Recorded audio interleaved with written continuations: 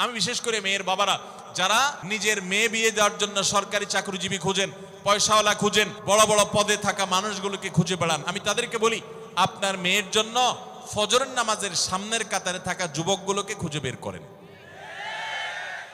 এই যে যুবকরা চিৎকার করছে সবাই ফজর নামাজ পড়েন, আল্লাহ সব যুবককে ফজর নামাজ জামাতের সাথে পড়ার তৌফিক দান করুন। ভাইরা আমার, যেই ছেলে আল্লাহকে ভয় করে, যেই ছেলের ভিতরে কোরআন এবং হাদিসের কাছে আত্মসমর্পণ করার মতো মানসিকতা আছে, এই ছেলে আর যা হোক তার স্ত্রীকে কখনো কষ্ট দিবে।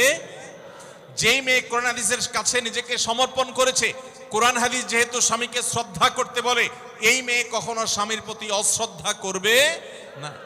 অতএব দাম্পত্য জীবনের অনেক গুরুত্বপূর্ণ একটা পয়েন্ট হলো এটা যে আপনি তার রূপ লাবণ্য, সামাজিক অবস্থান, সম্পদ, পয়সা কড়ি এগুলো দেখেন বা না দেখেন, প্রধান বিবেচ্য বিষয় হবে তার ধার্মিকতা।